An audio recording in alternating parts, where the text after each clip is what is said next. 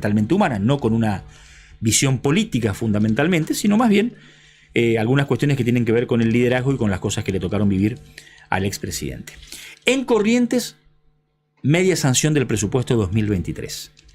Y con todo lo difícil que es presupuestar con este universo inflacionario que enfrentamos en el país, me imagino que es interesante hablar de algunas cuestiones de organización. ¿Cómo se prevé un año económico en un país que tiene 100% de inflación? Es un desafío y yo creo que no debería ser un tema tan alejado del lenguaje de la gente común. Diputado Norberto Az, ¿cómo le va? ¿Qué tal? Buenos días. Gracias por pegarse una vuelta por acá. Por favor, gracias a ustedes por la invitación. Bueno, pregunto, desde la ignorancia, ¿no? Presupuestar algo, qué sé yo, 6, 7 meses antes de la ejecución del mismo,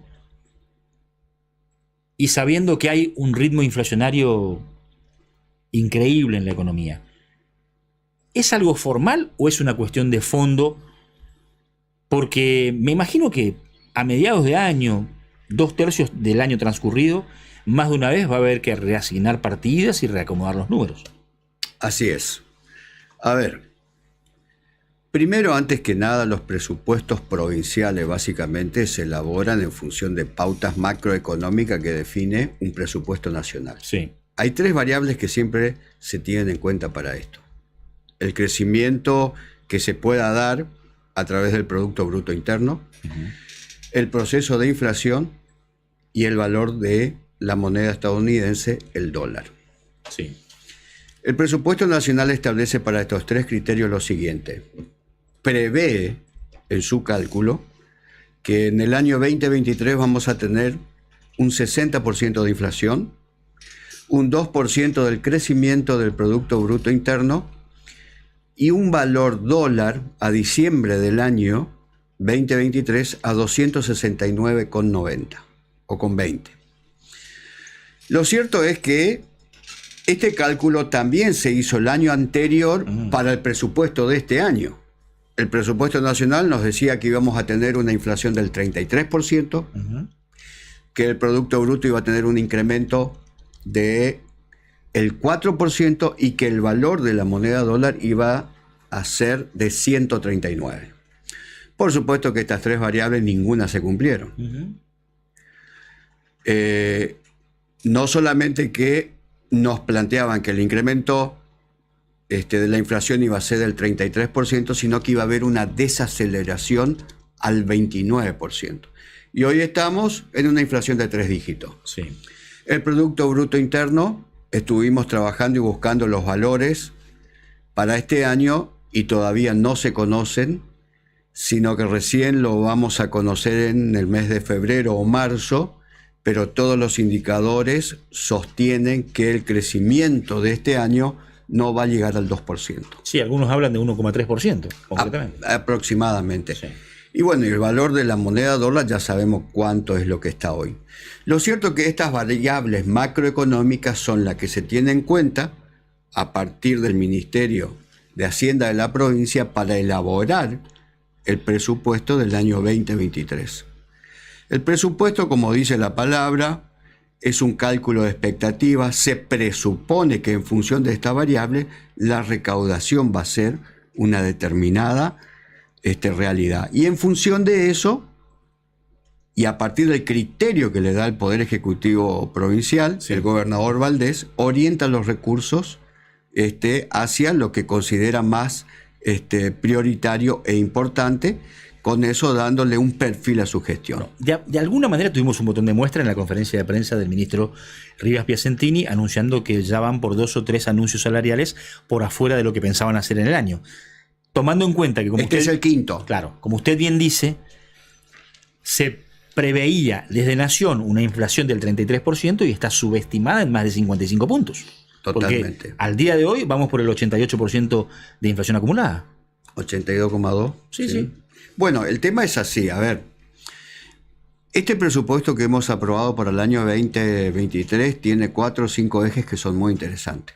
Uno de ellos es la política salarial, que la verdad para el gobierno de la provincia es un verdadero valor de Estado, y trabaja siempre de tal manera que pueda compensar esa asimetría que existe y que los sueldos no pierdan el poder adquisitivo. Con los aumentos que tuvimos en mayo, julio, agosto, septiembre, ya habíamos llegado a un 84% acumulado y con este se va a llegar casi a las 3 cifras. Con lo cual significa que el salario en corriente de los trabajadores del Estado provincial no están perdiendo, en términos comparativos con otras jurisdicciones, el poder adquisitivo que sí tienen allí. Pero además, el presupuesto prevé otra cuestión, que indudablemente van a haber ingresos excedentes por el alto proceso inflacionario. Seguro. Entonces, el 50% de esos excedentes, además de la política salarial, que establece el mismo presupuesto, se va a destinar exclusivamente para salarios. Eso ya ocurrió durante este año y lo vamos a poder ver al 31 de diciembre cuando finaliza este periodo fiscal y empieza lo que se denomina las cuentas de inversión. Claro, no parece irracional tomando en cuenta que el otro 50% debe contemplar el crecimiento de insumos comprados. Así y es. Fundamentalmente la redeterminación de precios de la obra pública. Así es, pero además hay otros componentes, ¿eh? Además de lo que vos dijiste, hay otros componentes. Primero, la ley de administración financiera, ¿no?, que sostiene la 5.571, que esos excedentes deben ser distribuidos más o menos de manera proporcional a cada uno de los ítems de cómo originariamente se habían definido los recursos. Por otro lado, hay una imposición, hay un tope de la Constitución provincial que también nos dice que el 70% de los recursos corrientes del Estado provincial no pueden ser superados en materia de sueldos. Entonces, ahí hay un montón de variables. Aparte de lo que planteabas, Martín, que es muy importante, los servicios que debe seguir brindando un Estado. No obstante, me parece que es por demás importante la política salarial del gobierno. Y en este nuevo presupuesto ya está previsto de entrada para el año entrante algo así como más del 100%, creo que era el 117% de incremento. Además de los excedentes que pueda haber. Esto ya previsto para el año que viene. Seguro. Y hay otras cuestiones importantes del presupuesto, porque eso define un modelo de gestión. Por ejemplo, educación. El incremento en educación es más del 150%. Comparativamente con el presupuesto anterior. Con el de este año. Sí. Exacto, son 154%. El tema de la seguridad, que es otra cosa tan reclamada por la gente, el 139%. Salud, el 135%. Y hay otra cuestión que también marca un perfil de gestión, que es profundizar el federalismo. El 129% de incremento los fondos que van a ser coparticipables a los municipios de la provincia de Corrientes. Casi 130% de incremento. O sea que aquí habla básicamente un perfil de gestión: salud, educación, seguridad, salario, federalismo. Diputado, ¿y cómo, más allá de estos números, más allá de esta previsión, más allá de esta proyección que se tiene de la administración de los recursos públicos para el año que viene, hay un elemento que juega allí en contra, y es la realidad nacional? Es la inflación, es el control del gasto que debe realizar el Estado Nacional. Digo, ¿cómo se conjuga todo esto con eso que obviamente no está en manos del gobierno de la provincia poder administrarlo, poder contenerlo o poder tener algún tipo de previsión? Porque en algún momento puede, ojalá que no, pero puede saltar la térmica y la crisis se va a derramar por todo el país. Es cierto, Corrientes no es una isla. Corrientes es parte de esta nación, pero básicamente en función del análisis que hacías, en función de eso precisamente se toman las decisiones para que tengamos siempre previsibilidad, sin poner en riesgo absolutamente nada, ¿no? Y en ese contexto se viene trabajando en la provincia. Y me diste pie para hacer un comentario. A ver, la provincia de Corrientes, en términos comparativos con el presupuesto, tiene un endeudamiento del 2,49%. La ley de responsabilidad fiscal sostiene que las provincias no pueden superar el 15%. El total de deuda de las provincias de la República Argentina es de 22.000 millones de dólares, no de pesos, 22.000 millones de dólares, de los cuales casi el 50% lo debe la provincia de Buenos Aires. La provincia del Chaco, que además tiene un punto más de coparticipación que Corrientes. Muchísimo dinero. No tiene idea la gente muchísimo dinero, de la plata que hablamos. Exactamente. Tiene una deuda de 385 millones de dólares. Y la deuda de Corrientes, si la llevamos en dólares, son 35 millones. El 10% de deuda de lo que tiene el Chaco. Entonces, aquí la deuda más, la menor deuda de los estados provinciales totalmente. del norte grande, y aparte, podemos recurrir y ver cuál es el estado de situación de las provincias con Camesa. ¿Saben cuánto debe Corrientes a Camesa? No. 0 pesos. 0 pesos. Terminó pagando toda la deuda. Se terminó de desendeudar. Es una de las únicas provincias en la Argentina que no tiene deuda, por ejemplo, con Camesa. Entonces, ¿qué sucede aquí? Aquí hay una administración responsable en función de lo que acaba de decir Daniel. Diego. Diego, Daniel es el hermano, sí. ¿Cierto? Bueno, son muy iguales. También se llama Diego, está claro. Viste, entonces no me equivoqué. Está bien.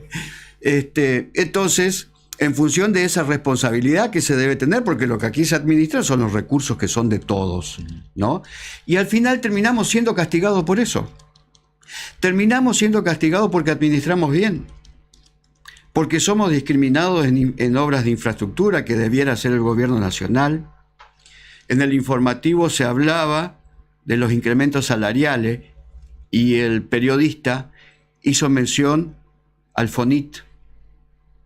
El FONIT es el Fondo Nacional de Incentivo Docente. ¿Por qué el gobierno sale a reforzar las partidas de educación? Porque ese fondo compensador para los docentes que debe enviar la nación está enviando cada vez menos. Por eso el gobierno sale en auxilio y compensa esa diferencia que Nación está enviando. Entonces, las otras provincias que están por demás endeudadas terminan siendo auxiliadas por el gobierno nacional. Estas provincias terminan incorporando cada vez más gente en su planta, ¿no? Como en la provincia del Chaco, que hay 110.000 empleados públicos, y la provincia de Corrientes tiene 59.000 empleados públicos que están escritos en el presupuesto provincial para el año 2023. Esa es la gran diferencia, ¿no? Salgamos un ratito del presupuesto. ¿Cómo no? ¿Qué se imagina para lo que viene? Porque yo analizaba algo que la mayoría de los gobiernos han hecho muchas veces, que es jugar con la emotividad de un mundial y la competitividad del seleccionado argentino para tratar de mejorar el humor social.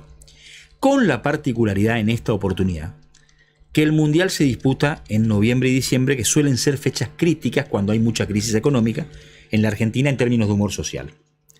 Entonces yo me imagino y digo, a ver, si Argentina sale campeón mundial y puede haber una mejora del humor social transitoria. ¿Y si no sale campeón mundial? Con diciembre sin productos navideños, con mucha gente comprando cada vez menos. No quiero ser pájaro de mal agüero, pero ¿se entiende a dónde voy? Sí, pues. ¿Y qué piensa de eso usted? ¿Usted cree que estamos ante un problema serio en términos de humor social?